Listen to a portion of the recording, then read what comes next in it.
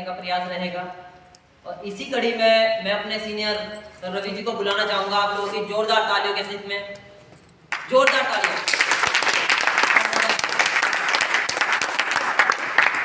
ऐसे बजती रहे।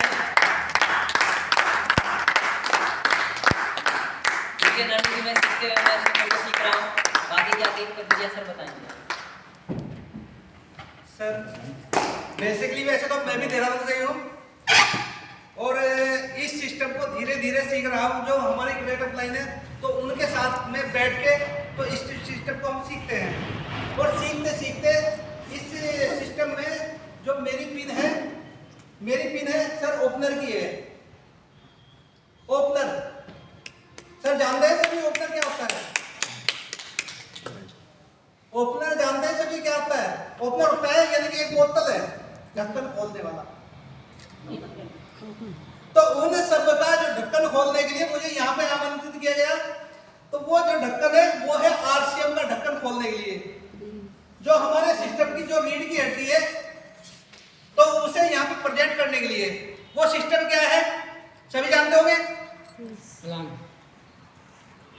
वो जो सिस्टम है वो है प्लान, जो हमारे सिस्टम की रीढ़ की हड्डी है। प्लान क्या है सर? आरसीएम क्या है? ये आरसीएम को तो सभी जानते होंगे।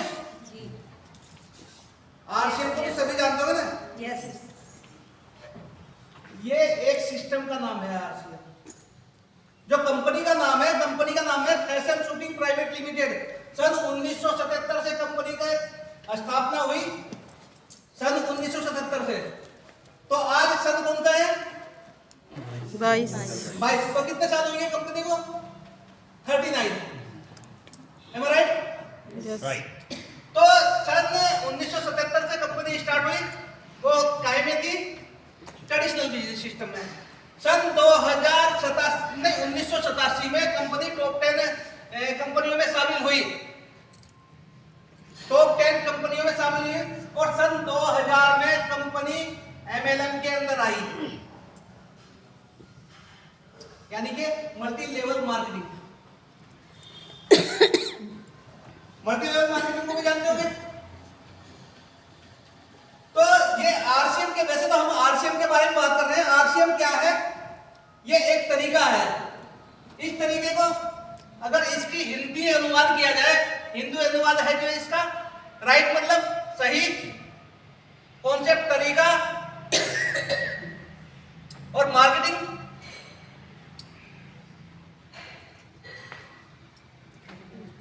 क्या हुआ सर? सही तरीका खरीदारी का। तो सही तरीका अगर खरीदारी का आरसीएम है तो जाहिर सी बात है जिस तरीके से हम आज तक शॉपिंग करते आए तो उसमें कहीं ना कहीं क्या वो खराब है? क्या जिस तरीके से हम खरीदते आए क्या वो तरीका खराब है? नहीं, तरीका खराब नहीं है, लेकिन कुछ ना कुछ मतलब कुछ उसमें दिक्कतें आई, तरीका खराब है, तरीका सही था। उस तरीके में बात कर लेते हैं। ये होता है मील जी। हम होते हैं कस्टमर। हम अपनी जरूरत का सामान कहां से लेके आते हैं? रिटेलर से। रिटेलर उस सामान को कहां से लेकर आता है? होलसेलर से। होलसेलर डिस्ट्रीब्यूटर से और डिस्ट्रीब्यूटर शेप एजेंट से और एजेंट का संपर्क मील से होता है। इस चेन के माध्यम से हम जो भी सामान खरीदते थे इस चेन के माध्यम से खरीदते थे। इस चेन के माध्यम से हम जुड़े हुए थे अभी तक। तो ये अगर कोई नया प्रोडक्ट आया तो कैसे पता लगता है हम लोगों को? एड के माध्यम से। एड क्या फ्री में होता होगा क्या? एड के करोड़ों रुपए लगते हैं। वो किसकी जेब से जाते हैं? हमारी जेब से जाते हैं। मान लीजिए कोई सामान मिल ने 80 का बनाया, 20 रुपए मार्जिन रखा अपना और 100 रुपए का यहां से बाहर। ऐसा ही होता है? होता होगा ऐसे। मान लीजिए यहां तक कितने का पहुंच गया होगा जब 1 रुपए 35 पैसे का लिक्विड, 1 रुपए 35 पैसे का लिक्विड डालता है पेप्सी के अंदर, कितने का है? 10 जी 10-15 20 रुपए, तो कितने गुना होगा दुगना वो कितने गुना होगा? दुगना मतलब लगभग 10-11 गुना के करीब होगा। लेकिन मैं इस सामान को 10-11 गुना नहीं मानता, यहाँ पे 2 ही गुना मान लेता हूँ, यानी कि 100 का सामान 200 में हमें मिला। ऐसे मिलता है सर? क्या मैं सही हूँ सर? जी सही हूँ मैं? यस तो बाकी का जो 50% पैसा है वो कहाँ गया? इन लोगों के बीच में। ये लोग कितने परसेंट हैं? ये लोग हैं पूरे वर्ल्ड का जो सर्वे कहता है ये मात्र 7% है। हम लोग कितने हैं? 93%। 93% लोगों की गाड़ी कमाई का 50% पैसा 7% की जेब में आता है। 7% की जेब में आता है। अब ये 7% लोग ये है। अब मील ने कहा भाई कि चलो ठीक था, यहां तक भी ठीक था, कोई दिक्कत नहीं, कोई परेशानी नहीं, लेकिन इन लोगों ने ज्यादा कमाई के चक्कर से मिलावटी कर दिया। मिलावट है मार्केट के अंदर। यस तो यहां पे मिलावटी कर दिया सर। तो इसका प्रभाव किस पे पड़ा? इसका जो प्रभाव है किस पे पड़ा? ग्राहक पे और बेचने वाले पे। ग्राहक पे और जिसने सामान को बनाया उस पे। ये तो बीच में सेल्समैन है ना। तो 50 मतलब बनाने वाले पे फर्क पड़ा। वो क्यों? क्योंकि मान लो कोई सामान बनाया, अगर क्या गाय दूध डुप्लीकेट दूध देती होगी क्या? ओरिजिनल देती है ना। यस बीच में डुप्लीकेट मतलब डुप्लीकेट कौन कर देता है? दूध हाँ जो बीच के लोग होते हैं वो करते हैं। तो मील भी बदनाम और कस्टमर भी असुरक्षित। तो मील ने कहा थोड़ा सा मैं चल देता हूँ, थोड़ा सा आप लोग आ जाइए, हम यहाँ पे आरसीएम की दुकान खोल देते हैं। ठीक है, आप जो पैसा यहाँ पे लगा रहे थे ना, वो पैसा आप यहाँ पे लगाते हैं। तो ये जो पैसा है जो अभी तक मार्केट में और लोगों पे जा रहा था ना, तो ये पैसा मात्र मुझे 5% दे दो ताकि मैं आप तक पहुंचा सकूं और 45% आप वापस ले जाओ। सर अच्छा है बुरा है? अच्छा है ना। अब ये 50% मतलब ये 45% पैसा यहाँ पे आने के बाद में कुछ फायदे मिलते हैं। नंबर 1 फायदा, यहाँ पे सर पक्का बिल मिलता है। क्या अभी तक मिलता था क्या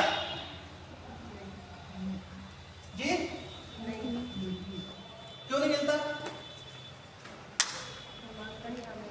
क्योंकि कहीं ना कहीं मिलावटी है। ठीक है। नंबर 2, यहाँ पे जो है ना 30 दिन की मनी बैक गारंटी मिलती है।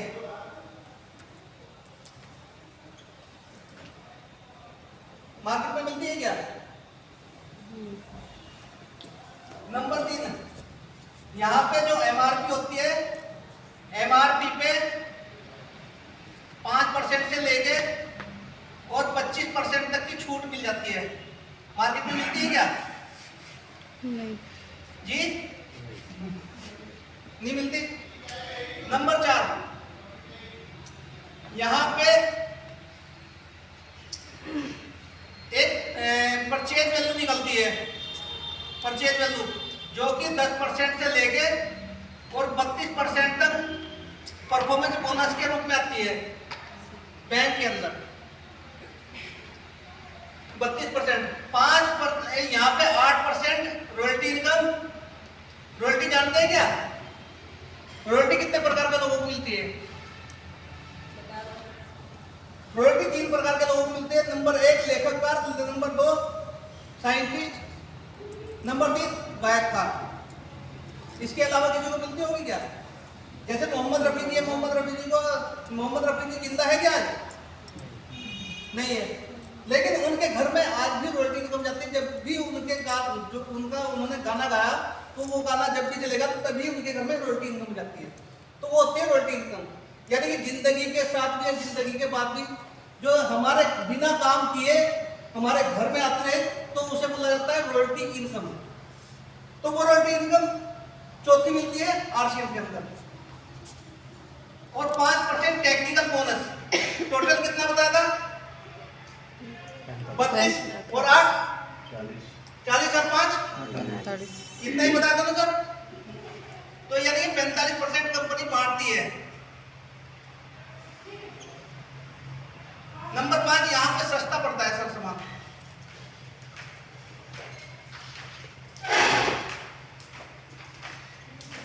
क्या पड़ता होगा क्या? लगता है कि सस्ता पड़ता है। तो यहाँ पे अगर मैं वैसे बात करूँ ना, इतने तो बेनिफिट पैसे होंगे, लेकिन अगर कोई व्यक्ति, मैं वैसे भी बात कर लेता हूँ कि भाई अगर एक दुकानदार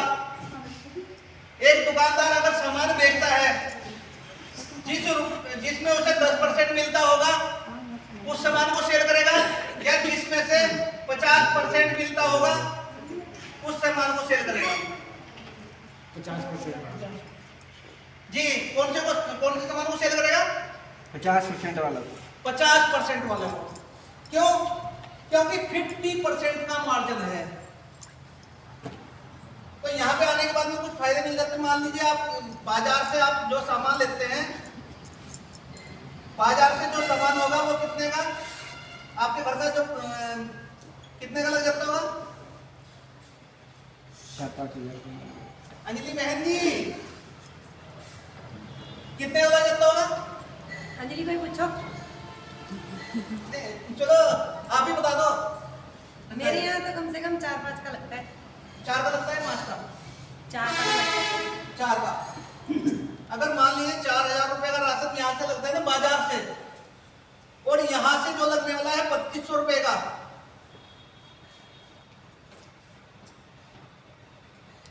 का लगता होगा। तो ऐसा क्यों? क्योंकि मार्केट के अंदर तो जो सामान है ना एमआरपी पे सेल होता है, लेकिन यहाँ पे क्या होता है? 5 से 25% का डिस्काउंट हो जाता है।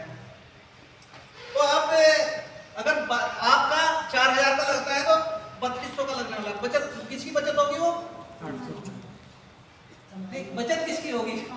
हमारी जो लेगा उसकी बचत होगी वो। तो यानी कि 800 रुपए की बचत हुई, या 800 की बचत कम है ज्यादा है? ज्यादा है। तो मुझे दे देना वो।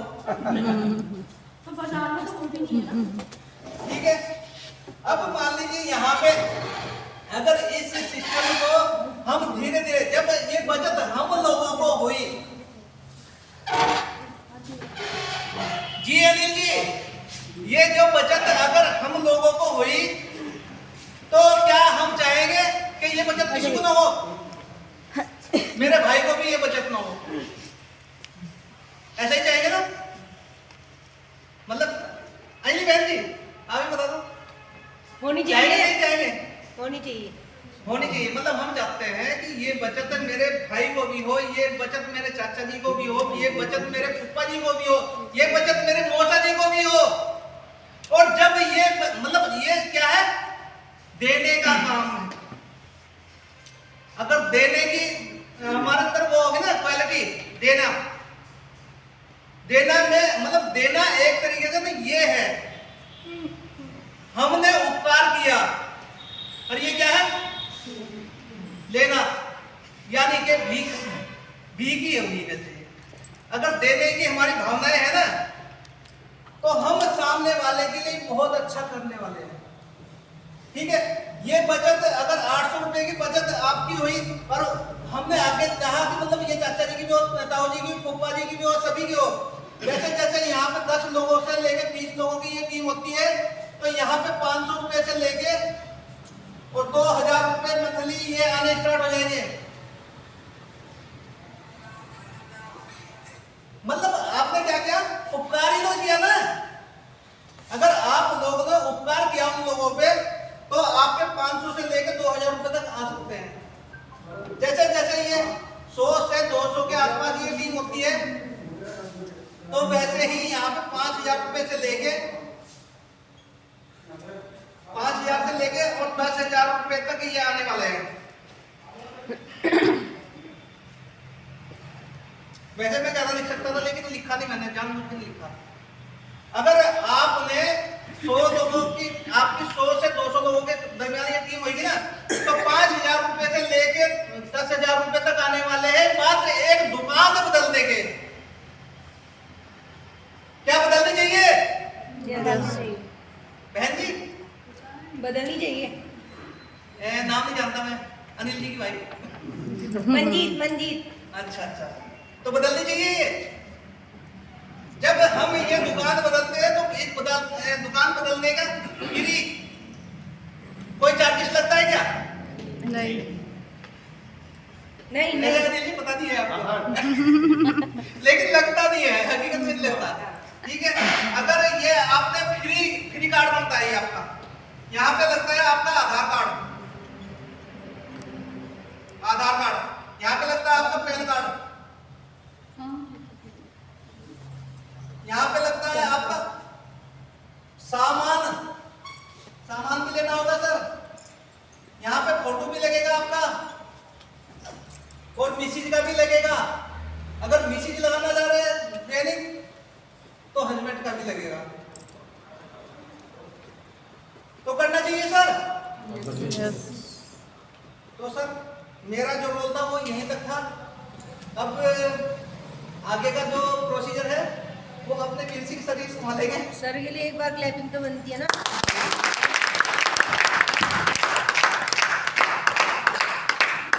बहुत बहुत धन्यवाद सर का कि सर ने हमें इतनी अच्छी जानकारी दी। सर के लिए जोरदार ताली।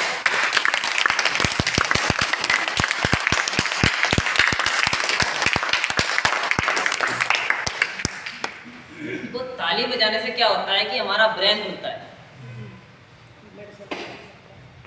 और जब ये खुलता है तो जाहिर सी बात है नई तिरंगे आती है। इसी आगे कड़ी में हमारे एक और सीनियर को बुलाना चाहूंगा। जोरदार ताली के बीच में अच्छी पर्सनैलिटी और जॉली ग्रांट से हैं, और अपने सुरेंद्र जी को बुलाना चाहूंगा आप लोगों की जोरदार ताली के बीच में।